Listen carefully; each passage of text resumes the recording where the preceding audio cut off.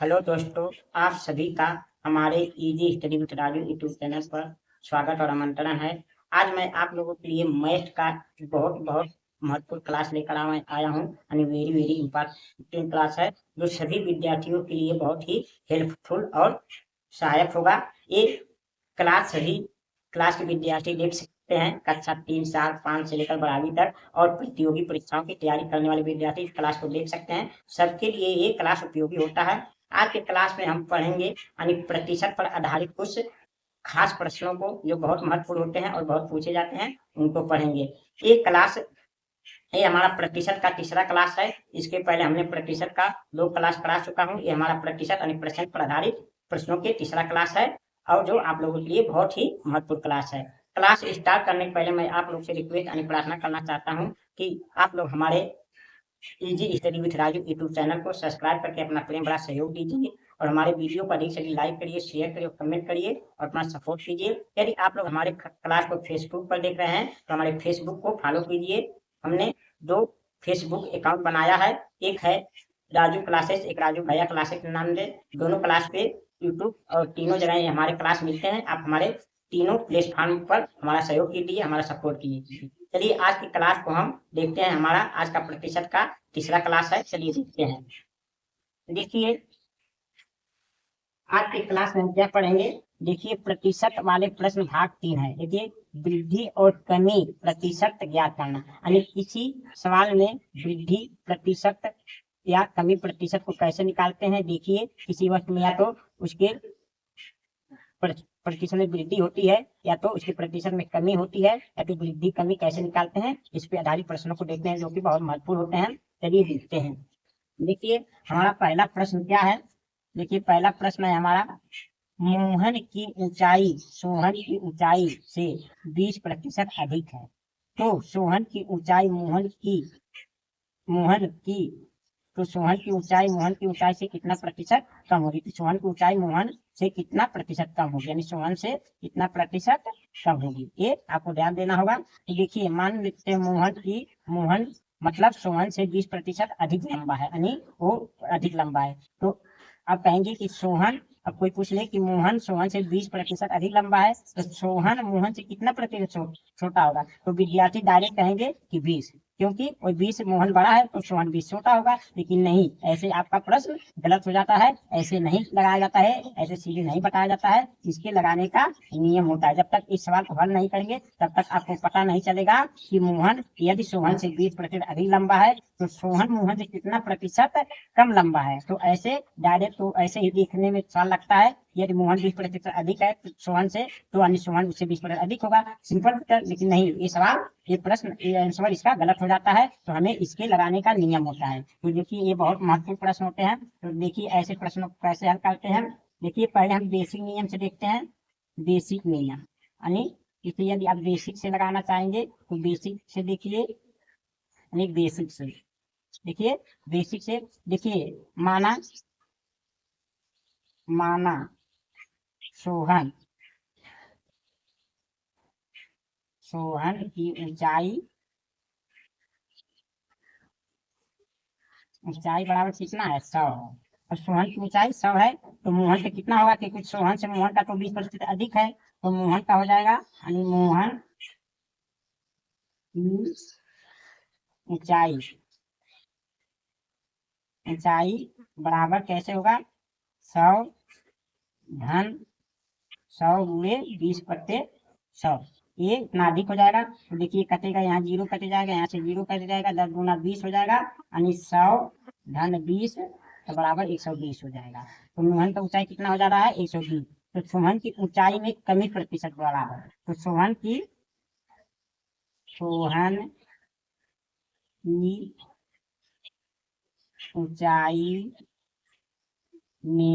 कमी प्रतिशत बराबर कितना हो जाएगा। तो देखिए कमी प्रतिशत बराबर हो जाएगा, यानी 20% कमी होता है, 20/120, अब गुणे 100 हो जाएगा, गुणे 100 हो जाएगा। क्योंकि 20 बड़ा है और मोहन की कितना है, 120 है, तो सोहन का कितना कमी होगा, तो 120% कमी होगा। तो हम देखेंगे 1 0 यहाँ से कट गया, यहाँ से 1 0 कट जाएगा, फिर 2 5 10 अब 12 हो जाएगा, अब देखिए यहाँ 10 और 2 तियां 6 हो जाएगा, तो बराबर 50, 50/3 हो गया। 3 था, इसमें भाग देंगे तो 3 एकम 3, 3 छक 18, तो 2 सही 3%। यानी मोहन से सोहन 16 सही 2/3% छोटा है कि नहीं 20%। तो इतना ये मोहन से यानी सोहन छोटा, इतना प्रतिशत छोटा होगा। ठीक है, ऐसे इस प्रश्नों को लगाते हैं। ये नहीं कि मोहन सोहन से 20% अधिक लंबा है तो सोहन 20% छोटा होगा, तो ऐसे नहीं होगा। सवाल ऐसे लगाया जाता है तो आंसर हमारा अलग आ जाता है, तो ये नियम है। लेकिन इसी को देखिए, यदि हम इसी को हम ट्रिक माध्यम से लगाएंगे। ट्रिक माध्यम से कैसे लगा सकते हैं आप? ट्रिक से इसे जल्दी से लगा सकते हैं। ट्रिक से देखिए, ट्रिक से लगाएंगे, क्या लिखते हैं? जब ये देखिए यहाँ जब अधिक दिया हो, यानी यहाँ जब अधिक वृद्धि हो रहा हो, यहाँ कमी दिया हो, तो हम सीधा एक सूत्र क्या लगाते हैं? 100 गुणे 20 और 100 धन 20। जितना प्रतिशत दिया रहेगा उतना हम यहाँ गुणा कर देंगे ऊपर 100 में, और जितना प्रतिशत दिया रहेगा उतना हम 100 में नीचे जोड़ देंगे। इसे आसानी से आप लगा सकते हैं। तो हम क्या हो जाएगा, यानी 100 गुणे 20 और बटे 120 हो जाएगा, 120। तो ये 0 0 काट लेंगे, और 2 1 9 होगा, 2 से 12 हो जाएगा, 2 5 10 और 2 5 6 हो जाएगा, तो 50/3 आ गया। जो कि हम क्या 3 1 3, 3 से 18 इतना प्रतिशत आ गया। तो आप ऐसे ट्रिक माध्यम से सेकंडों में लगा सकते हैं। आप ध्यान रखिए, जब हमारा पहले वृद्धि रहेगा या अधिक रहेगा तो हम 100 में 20 का गुणा करके उतना जितना वृद्धि होता है बटे उतना 100 में जोड़ देते हैं। ये फार्मूला द्वारा आप आराम से लगा सकते हैं। अब देखिए दूसरे प्रश्न को हम देखते हैं। हमारा दूसरा प्रश्न क्या है? राम की कमाई श्याम की कमाई से 30% कम है। देखिए कम यहाँ दिया है, तो श्याम की कमाई राम की कमाई से कितना प्रतिशत अधिक है? देखिए यहाँ अधिक दिया है, उसका उल्टा यानी उसके विपरीत सवाल ऐसे पूछा जाता है। तो ऐसे सवालों को देखिए कैसे लगाएंगे? पहले बेसिक से लगाएंगे, बेसिक से सीखेंगे। तो देखिए बेसिक से लगाएंगे तो क्या होगा? माना माना श्याम की कमाई 100 रुपए, 100 रुपया कमाता है। तो राम कितना कमाएगा? क्योंकि वो 30% कम कमा रहा है, तो राम की कमाई हो जाएगा, राम की कमाई बराबर हो जाएगा 100 माइनस 100 गुणे 30/100, 30/100। तो यहाँ कटेगा, ये यहाँ कटेगा, 30 होगा, यानी 100 माइनस 30 के बराबर 70। क्या हो जाएगा? 70। तो यानी राम 70 कमाता है। तो अब प्रतिशत, श्याम की अधिक प्रतिशत, अब श्याम की कमाई अधिक प्रतिशत बराबर अधिक प्रतिशत कितना होगा, माने उसका प्रतिशत अधिक कितना होगा। तो देखिए हम क्या लिखेंगे? नहीं कितना अधिक होगा? 30 यानी 70, 30/70 गुणे 100 हो जाएगा, गुणे 100 हो जाएगा। तो यहाँ देखिए 1 0 कट जाएगा, यहाँ 300 हो जाएगा, यानी 300/7, 300/7 हो जाएगा। तो हमारा 7 चौक 28 हो जाएगा, 7 चौक 28, यहाँ 2 बचेगा, यानी 20 बचेगा, 7 दूना 14, 7 दूना 14 हो जाएगा, यहाँ 6 बचेगा, यानी हमारा इतना प्रतिशत क्या कमाई अधिक है, यानी राम से श्याम की कमाई इतना प्रतिशत अधिक है, इतना प्रतिशत अभी 42 सही 6/2% अधिक होगा। इस तरह से आप लगा सकते हैं। इसी को देखिए बेसिक से कैसे लगाएंगे, अरे ट्रिक से, इसी ट्रिक माध्यम से कैसे लगाएंगे?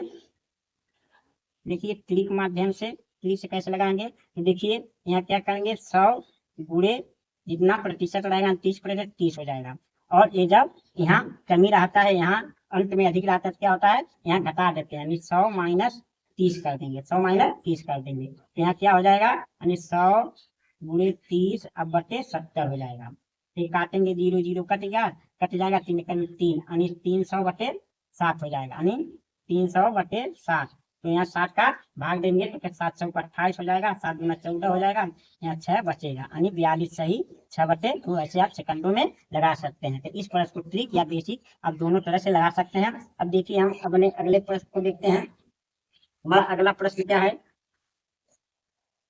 देखिए दिया है तीसरा प्रश्न, यदि चीनी के मूल्य में 20% की वृद्धि हो जाए तो एक गृहिणी को खपत में कितना प्रतिशत कमी करना होगा कि खर्च ना बढ़े और ना घटे, यानी कितना प्रतिशत मानते कोई गृहिणी अपने चीनी 1 किलो मानते खपत करती थी, लेकिन 20% का दाम बढ़ गया, मानते 40 रुपया किलो चीनी था, तो मानते 20% बढ़ गया दाम, उसका मान लेते हैं वैसे 50 रुपया हो गया, तो कितना प्रतिशत चीनी कम कर दे कि पैसा उतना ही देना पड़े जितना 40 रुपया ही देना पड़े, तो कितना प्रतिशत कम कर दे, या 3 पाव चीनी लेगी या कुछ कम लेगी तभी तो उतना पैसा देगा। तो वो कैसे निकालते हैं, चलिए देखते हैं। तो हर पहले इसे बेसिक नियम से याद करेंगे। देखिए यानी माना चीनी का मूल्य क्या था, 100 रुपए पहले था, लेकिन वृद्धि होने पर अब वृद्धि होने पर चीनी का मूल्य क्या हो जाएगा, चीनी का मूल्य हो जाएगा, वृद्धि होने पर चीनी का मूल्य यानी 100 धन 100 गुणे 20/100 हो जाएगा, तो 100 कट जाएगा यानी 20 हो जाएगा, तो 20 और 100 धन 25 बराबर 125 हो जाएगा।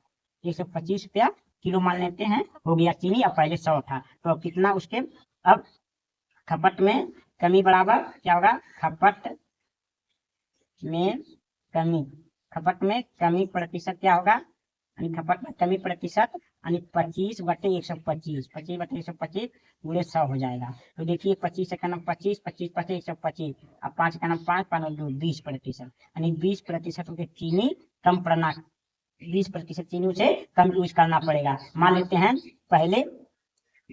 पहले चीनी 100 रुपया का मिलता था, तब 125 रुपया मिलने लगा है, तो यानी 25 रुपया दाम बढ़ गया है, तो पहले 1 किलो चीनी खर्च करती थी, अब चीनी कितना खर्च करना पड़ेगा, यानी 1 किलो 1000 ग्राम का, यानी 20% निकाल देंगे तो कितना खर्च करना पड़ेगा, यानी 200 ग्राम निकाल देंगे तो 800 ग्राम अब चीनी उसे खर्च करना पड़ेगा, जिससे उसका दाम नहीं बढ़ेगा, 40 यानी 100 रुपए में उसका काम चल जाएगा। तो इस तरह से आप निकाल सकते हैं कि यदि कोई दाम बढ़ जाए तो कितना उसका खर्च कम कर दे कि हमें उतना ही पैसा देना पड़े, अधिक पैसा ना देना पड़े। तो ये हमारे जो घरेलू उपयोगी वस्तुओं का है, इससे जब वृद्धि दाम में घटी बढ़ी होता है तो हमें ऐसा अपना बजट बनाना पड़ता है कि हमारा जितना खर्च पहले होता था उतना ही खर्च अब भी हो, बढ़ने घटने पर उतना ही रहे। तो इस तरह से हम देखते हैं कि कितना ग्राम कम कर दे, कितना प्रतिशत कम कर दे तो हमें होगा। यदि 1 किलो चीनी मान लीजिए 100 रुपया मिलता था तो 1 किलो यूज करती थी, लेकिन यदि वही चीनी 125 रुपया मिलने लगा तब उसे कितना चीनी यूज करना पड़ेगा, 20% कम, यानी 1000 ग्राम का 20% कम करना पड़ेगा, यानी 20% होगा 200 ग्राम, यानी 200 ग्राम करके यानी 800 ग्राम ही उसे अब चीनी यूज करना पड़ेगा। इस पर उसका यानी खपत में कमी प्रतिशत क्या है, 20%। अब इसी को यदि हम बेसिक ट्रिक से लगाना चाहेंगे तो कैसे लगाएंगे, अब ट्रिक से इसे आप आसानी से लगा सकते हैं, यानी ट्रिक से लगाएंगे। अब ट्रिक से लगाएंगे तो क्या, वही यानी जितना वृद्धि रहेगा वो 100 में गुणा हो जाएगा, या जितना वृद्धि रहेगा वो 100 में जुट जाएगा। इसी ट्रिक के माध्यम से आप सेकंडों में लगा सकते हैं। अब देखिए क्या हो जाएगा, 100 अब गुणे 25 हो जाएगा और बटे 100, यहाँ 25 हो गया। अब कट जाएगा 25 से कलम 25, 25 बटे 125, 5 कलम 5, 5 गुना 10 यानी 20%। इसका आंसर क्या आ गया, 20% कमी करना पड़ेगा खपत में। तो आप ऐसे ठीक से सेकंडों में लगा सकते हैं और बेसिक से इस तरह लगाएंगे। अब देखिए हमारा अगला प्रश्न क्या है, हमारा अगला प्रश्न है यदि दूध के मूल्य में 10% की कमी हो जाए तो दूध की खपत में कितना प्रतिशत बढ़ना होगा कि खर्च पर कोई प्रभाव ना पड़े, माने खर्च ना कम हो ना अधिक हो, प्रभाव ना पड़े। 100 रुपया मन थे, 1 लीटर दूध आप 50 रुपया देते थे, तो अब दूध का दाम कम हो गया है 10%, तब भी कितना दूध ले कि हमें 50 रुपया ही देना पड़े, कम पैसा ना देना पड़े। तो चलिए इसे पहले बेसिक से लगाते हैं। माना दूध की मूल्य, दूध का मूल्य 100 रुपये है, लेकिन अब कमी होने क्या होगा, अब कमी होने पर दूध का मूल्य,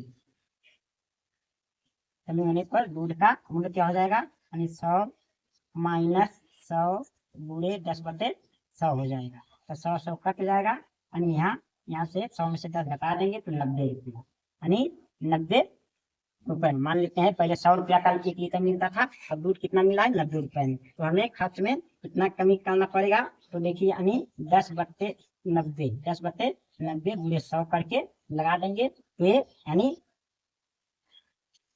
प्रतिशत खपत में वृद्धि हो जाएगा। मतलब खपत में कितना दूध बढ़ाना पड़ेगा, तो देखिए यहाँ 0 0 कट गया, यानी 100 बटे क्या हो गया 9, तो हम काटेंगे तो क्या होगा 9 1 9 9 और 9 1 9 9, यानी 11 सही 1/9% दूध बढ़ा देना होगा। यानी पहले 1 लीटर दूध लिया जाता था, तब उसका 1 लीटर का हम क्या करेंगे, 1 लीटर का यानी हम 100/9% बढ़ा देंगे, यानी 900% बढ़ा देंगे। 00 00 यहाँ कट जाएगा, तो क्या हो जाएगा, तो 9 1 9 9 हो जाएगा, 9 1 9 फिर 9 1 9 9 1 9 यानी 112 ग्राम दूध और अब बेसी लेना पड़ेगा, जिससे हमें 100 ही रुपए देना पड़े। तो ऐसे हम वृद्धि दर क्या होगा, हमारा वृद्धि दर यानी दूध के खपत में वृद्धि कितना होगा, 11/9% का दूध के खपत में वृद्धि करना पड़ेगा। यानी पहले 1 लीटर दूध लिया जाता था, अब आपको 1 लीटर यानी 1 लीटर 110-12 ग्राम लेना पड़ेगा, तो ये हमको इतना दूध बेसी मिलेगा, जिससे हमारा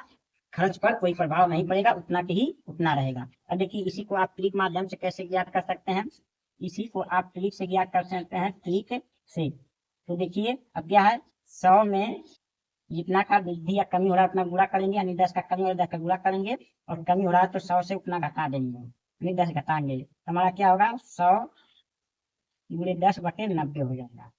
तो 1 0 0 कट गया, यानी 100/9 आ गया, तो यानी 9 1 9 9 1 9 1 बच गया, यानी हमारा 11 सही 1/9% की वृद्धि करना पड़ेगा। इस द्वारा आप ट्रिक द्वारा ऐसे हल कर सकते हैं। तो मुझे आशा और विश्वास है कि आज का प्रतिशत का क्लास आप लोग को समझ में आया होगा, जो कि ये बहुत ही उपयोगी और महत्वपूर्ण सवाल है। परीक्षाओं के दृष्टि से भी और जीवन में उपयोगिता के दृष्टि से भी ये सवाल बहुत महत्वपूर्ण होते हैं। ये सवाल ऐसे सवाल हर विद्यार्थी को आना चाहिए, जिससे अपने घर में किसी वस्तु का रेट बढ़े घटे तो अपना वो बैलेंस कर सके कि हमें 100 रुपया हमारे पास है, हम 100 रुपया ही हमेशा खर्च करेंगे, चाहे सामान को थोड़ा बढ़ाना पड़े चाहे थोड़ा घटाना पड़े। तो इसके लिए ये सवाल हमारे घरेलू उपयोगी और परीक्षाओं के उपयोगी दोनों दृष्टि से बहुत ही महत्वपूर्ण और उपयोगी सवाल है। इस क्लास को आप ध्यानपूर्वक देखिए, ऐसे सवालों को बार बार लगाकर प्रैक्टिस करिए, और जो आपके जीवन में प्रतिशत को ज्ञान को बढ़ाएगा। यदि हमारा क्लास आप लोग को पसंद आया हो तो हमारे क्लास पर एक लाइक करिए, शेयर करिए और कमेंट अवश्य करिए।